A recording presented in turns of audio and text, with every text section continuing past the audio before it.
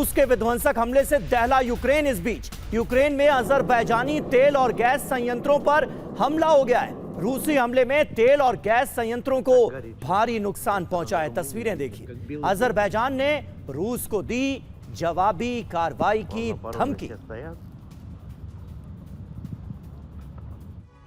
तो आप देखिए, यूक्रेन पर रूस का विध्वंसक प्रहार हुआ है। अजरबैजानी कंपनी एसओसीआर के तेल डिपो पर रूस की तरफ से अटैक किया गया। 5 रूसी शाही ड्रोन ने मचाई है तेल डिपो में तबाही। ड्रोन हमले से तेल डिपो में भीषण आग लग गई।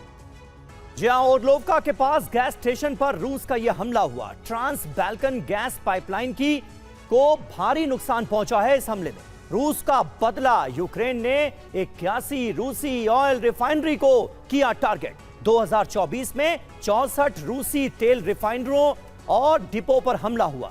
2025 में 17 ऑयल रिफाइनरीज और डिपो पर किया गया अटैक। अब देखिए, एक और बड़ी खबर आपको बताएं। अलास्का वार्ता से पहले शर्तों पर अड़ा है रूस। ट्रंप से मुलाकात से पहले दबाव बना रहा है रूस। रूस ने यूक्रेन के सामने पैकेज प्रस्ताव रखा है। एपी की रिपोर्ट में रूस की शर्त पर यह बड़ा दावा है। पश्चिमी देश यूक्रेन को हथियार सप्लाई रोकें, यानी एक और शर्त बढ़ा दी है। और रूस ये चाहता है, पुतिन ये चाहते हैं कि जो हथियारों की सप्लाई पश्चिमी देश कर रहे हैं वो भी रोक दी जाए, अगर वाकई में शांति चाहिए तो।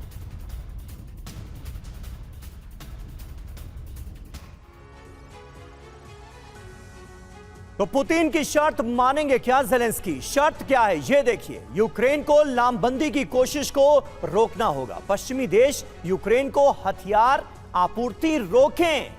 यूक्रेन में किसी तीसरे देश की सेना नहीं होनी चाहिए। मार्शल लॉ खत्म हो। यूक्रेन में चुनाव कराए जाएं, ये भी पुतिन की शर्त है। चुनाव के बाद दोनों देश शांति संधि पर हस्ताक्षर करें। इसके मायने क्या हैं? ज़ेलेंस्की के लिए पुतिन की शर्त को मानना आसान नहीं होगा। शर्त ना मानने पर यूक्रेन में युद्ध विराम होना असंभव नजर आ रहा है। ट्रंप की शांति की कोशिश के फेल होने की आशंका निश्चित तौर पर बढ़ती नजर आ रही है। ओपी तिवारी जी, ये तो जो डेवलपमेंट है और जो शर्तें हैं और ज़ेलेंस्की का रुख है, वो ये साफ तौर पर बता रहा है कि अलास्का वार्ता के बाद युद्ध और भड़केगा। देखिए समीर, युद्ध तो भड़क रहा है। रशिया जिस तरीके से टारगेटेड अटैक कर रहा है और डिस्ट्रक्शन जो कर रहा है, मास डिस्ट्रक्शन कर रहा है। यूक्रेन भी कोशिश कर रहा है, लेकिन यूक्रेन नॉर्मल ड्रोन से जो नुकसान होता है बहुत हाई लेवल तक नहीं होता। लेकिन रशिया जो डिस्ट्रक्शन कर रहा है वो मैस लेवल पर है, बॉम्बर से कर रहा है। बड़े बड़े 3-3 हज़ार kg के बॉम्ब्स गिरा रहा है। अब जहाँ तक ये दोनों को एक अपने नेगोशिएशन टेबल पर अपने शर्तों पर लाने की कोशिश की जा रही है।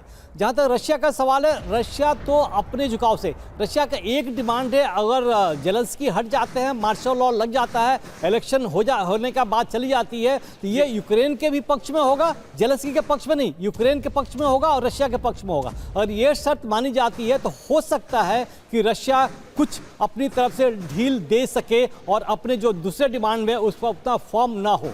ये चांसेस अगर हो सकती है अगर यूक्रेन के पक्ष में होगा। लेकिन देखना है कि जो नाटो देश है, जो यूरोपियन देश है, जो अपने हथियार अभी सप्लाई करे जा रहे हैं, सप्लाई जैसे ही बंद करेंगे वॉर अपने आप ही कम होता जाएगा।